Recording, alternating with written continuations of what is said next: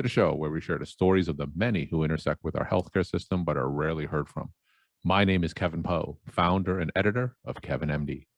Today on the show, we have Frieda Millhouse-Jones. She is an internal medicine physician, and she wrote the Kevin MD article, A Black Physician's Perfectionism. Frieda, welcome to the show. Thank you so much for having me today. We'll get into your article in a little bit, but first off, can you share your story and journey to where you are today? I'm originally from South Carolina, moved to Ohio when I was 8 years old. Basically spent most of my upbringing, childhood there, went to school and undergraduate at Kent State University. Decided that it was just way too cold up there for me and decided to apply to medical school down south. Got into Emory in Atlanta, Georgia, and then stayed. I basically did my medical school training there, my residency, stayed on for a chief year, became junior faculty, and then left to go into private practice and joined a practice that I'm still with here in Atlanta. And I practice primarily outpatient medicine and enjoy what I do. Well, like you, I'm an internal medicine physician as well. Tell me some of the joys that you have practicing outpatient internal medicine. Oh gosh, so many. It's interesting that you asked me that. It probably would have been a different answer earlier this year because I burnt out completely. And that's actually kind of what led to the writing of the article that we're going to discuss. But now that I'm back with a clearer head and kind of a renewed sense of fulfillment in medicine, I enjoy the relationship with my patients. I enjoy being able to make a difference in their lives, to help assist them with their health goals along the way. And even more importantly, I feel honored when they trust me enough to really share things that have been bothering them, things that have been hidden deep down that maybe they have not shared with anyone else, that they need someone to help guide them out of whatever behaviors or maybe help get them in the right place to treat their previous traumas, et cetera. And then treating the whole person. I really enjoy that. All right, so let's talk more about that article that you wrote. It's titled A Black Physician's Perfectionism. And you're going to talk a little bit more about your story. And I'm certainly interested in hearing that episode of Burnout earlier this year. But for those who didn't get a chance to read your article, can you just walk my audience through it and share the story of why you decided to write it? Yeah, so I think I have to include the episode of Burnout because that really ties into a lot of this. I basically, after the pandemic, I think like a lot of physicians, just pretty much crashed and burned. 2020 was hard on a lot of different fronts. There was a lot of family issues that I was experiencing. There was a lot of social unrest, and then the pandemic and just the constant, taking care of patients with COVID, losing people that I had taken care of for 15, 16 years. And it just got to a point where I just got up one morning and I was like, I just can't do this anymore. I literally kind of fell back into a chair and called my CEO. I was like, I can't. It took some time away. And in that time, it really gave me a lot of space to do some reflection. I'd had some health challenges that I kind of talk about briefly in the article with my daughter. And she suffers from a lot of perfectionism. And so I had to sit back and think, is this happenstance that she is like this, very paralyzed and very, very much like if I can't, get an A, I'm just not going to do it. I had to sit back and try to think, where does this come from? She had to have learned this somewhere. Is it genetic? Is it just social learning theory? Where does this come from? And it made me go back and start to trace the dots of my own starts of perfectionism and how it's manifested today. So in summary of the article, I go back in time to when I first arrived at that school in Ohio. I'm the only Black child with a sea full of faces that don't look like mine. And it becomes very clear that because of my ethnicity, that I was going to be different. I was treated differently. There was unfortunately some racial slurs that were used. I remember being in the lunchroom and it being a total nightmare. And the one way that I had to try to combat this or get back at the ways that these injustices made me feel is that I was like, I could just study harder. I'm just going to study hard and be better and get A's and show you that I can be somebody.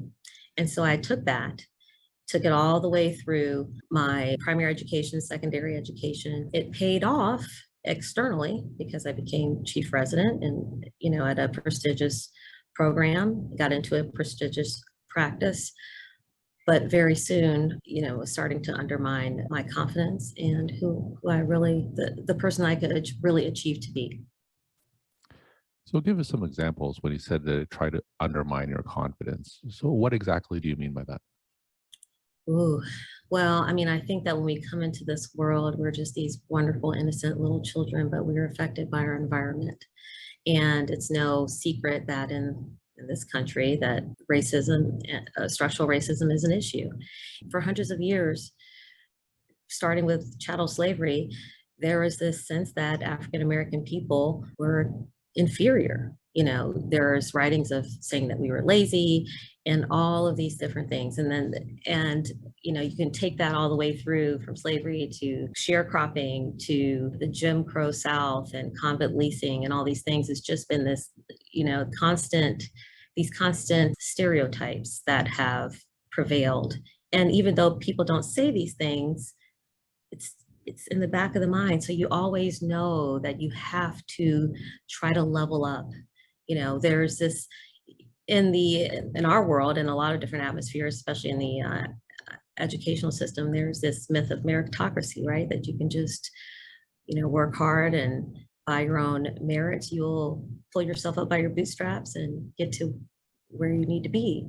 However, we know that people come to the table with different advantages, or what some people would call capital, right? You may have economic capital, i.e. more wealth. You may have, social capital with who you know. I would say that the way that I felt, definitely based on my elementary education and what I was being taught at home to try to protect me from structural racism, there was a sense that you've got, the only tool that you have in your toolbox to bridge the gap is to be twice as good. And that constitutes, or unfortunately, it breeds perfectionism. So when you talk about you have to work twice as hard and you have to be perfect to overcome the systemic racism that you experience, how does that affect you as a physician today? Oh boy, I would just work and study myself into the ground. And perfectionists are extraordinarily self-critical, right? So every little mistake is like a nightmare. It's almost fatalistic, tons of rumination, tons of second guessing, because every little mistake is an opportunity to look like a failure, to lose whatever bit advancement or I won't say privilege, but just whatever accomplishment that you gain, you've got it just takes one little hiccup to lose all of that. And so if you can imagine the stress that creates, right? And obviously led to my burnout, because you can only keep up that facade for so long. It's not possible. It's not sustainable. So you mentioned you took a little bit of time away from your clinical duties as you reflected on this. What exactly did you do to overcome this? Because I'm sure that a lot of physicians experience similar feelings. What exactly did you do to overcome that and bring you back to work? Lots of therapy. Lots of therapy and physician coaching, actually. There is, part of burnout also is just stepping away, right? There's a lot of debate on what's depression and what's burnout. And burnout is resolved from being away from the work environment. Depression obviously just kind of prevails in other parts of your life. So having time away, I was able to get therapy, get coaching, write, read, just breathe, and be able to reflect on how am I going to heal from this? How am I going to move forward? Because what I'm doing, or what I have been doing, is not working. And how can I reframe the way that I practice medicine and the way that my life and work relationship looks from here on out, or here forward? And that's what I did, and I'm still doing all of those things. It's a work in progress.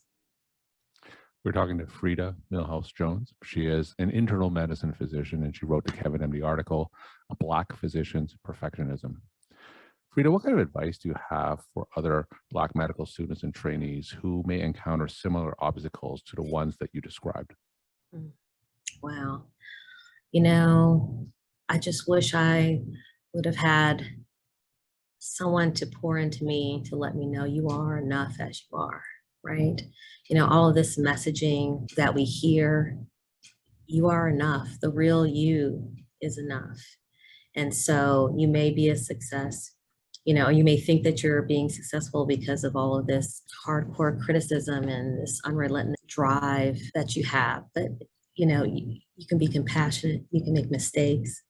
Every opportunity for mistakes is a chance to just grow and do things differently. And you'll be okay in spite of those things. Those are the things that I wish that I could have heard multiple times throughout my life. And my final question, what's your take-home message that you want to leave with the Kevin MD audience?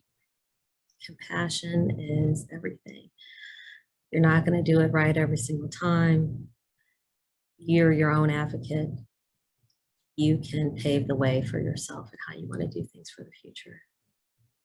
And it's all good. Frieda, thank you so much for sharing your story, time, and insight. And thanks again for being on the show.